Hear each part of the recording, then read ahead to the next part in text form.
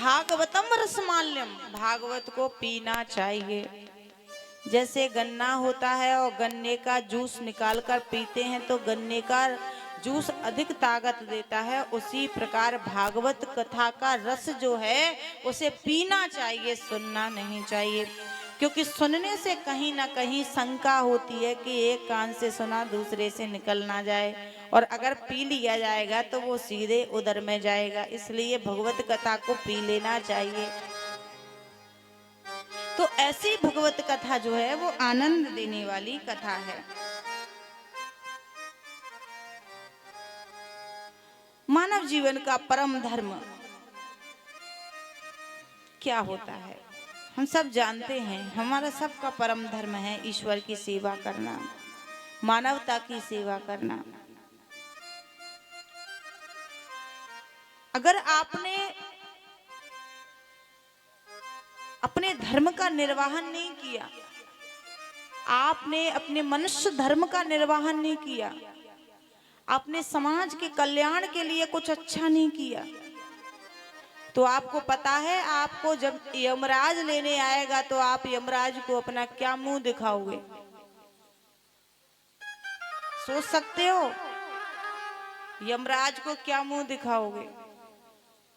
इसीलिए पापों की जितनी भी लिस्ट बना के रखी है ना आपने, पाप कर्म करने की, कि कल वहां चोरी करनी है, कल इसको सताना है, कल इसको मारना है, ये जो लिस्ट बना के रखी है ना, वो लिस्ट का जो लेखा जोखा है आपको यमराज को देना पड़ेगा, एक एक बात का। और जो यमराजपुरी में एक बहुत बड़ी कढ़ाई होती है, खौलता हुआ तेल होता है, उस तेल के अंदर पकाया जाता है। सोच सकते हो एक गरम तेल की बूंद इस चमड़ी पर गिर जाए तो वो सारी खाल को समेट लेती है, जला देती है। जब सारी बॉडी पर, सारे शरीर पर पड़ेगा वो खौलता हुआ तेल, तो क्या होगा इसका? यमराज के जब कोड़े पड़ेंगे तब क्या होगा इसका? सोच सकते हो। इसलिए अपनी लिस्ट को वहीं फाड़ दो, अपने बुरे विचारों को वहीं फाड़ दो। अगर आपको कुछ अच्छा करना है तो बस सुबह उठते ही एक अच्छी लिस्ट बनाइए, मानव धर्म क्या है, मानव का धर्म क्या है। जो भी कोई गरीब मिल जाए उसकी सेवा में खड़े हो जाओ, कोई दुखी मिल जाए उसके दुख को दूर कर दो, किसी के पास वस्त्र नहीं है वस्त्र दे आओ। मानव का धर्म जो है, मानव की सेवा जो है वो करना प्रारंभ कर दो। और सबसे बड़ी सेवा है गौ माता की सेवा।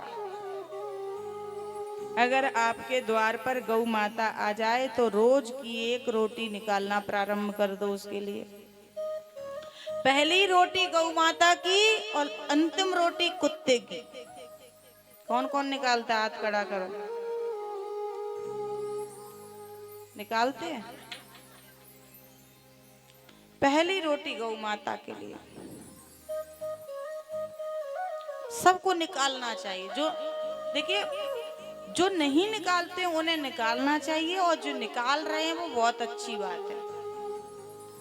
पहली रोटी आपको नहीं खानी है, पहली रोटी गौ माता को देनी है, ताकि कभी आप पे विपत्ति आए, दुख आए, कोई घटना घटने वाली हो तो वो गौ माता उसको कष्ट को ले लेती है।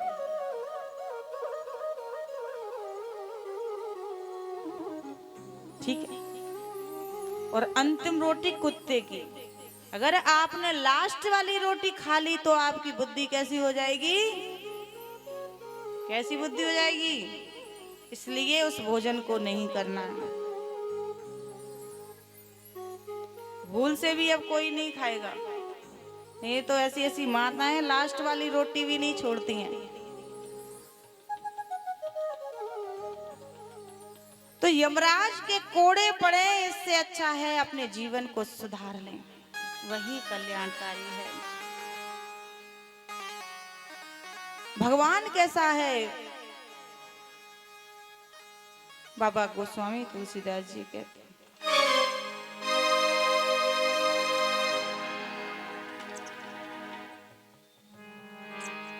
बिनु पद चले सुने बिनु का ओ बिन पग चले सुने बिन काना। बिनु पद चले सुने बिनु का ओ बिन पग चले सुने बिन काना।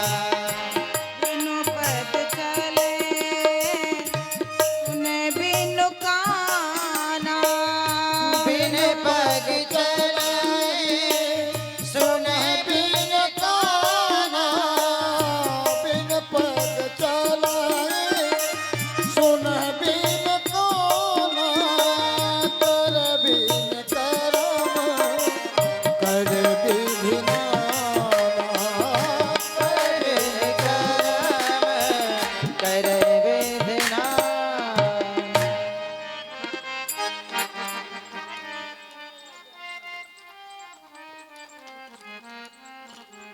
ऐसे भगवान ऐसे प्रभु मेरे जो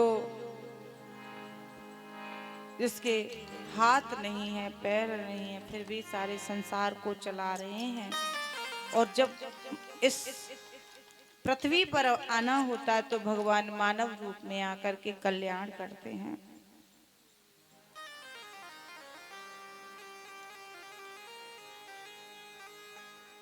आइए सभी हम चलते हैं श्री सुखदेव जी के चरणों में।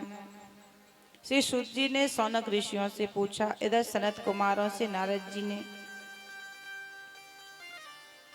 सुखदेव जी के चरणों में चलने से पहले हम उन्हें प्रणाम करेंगे।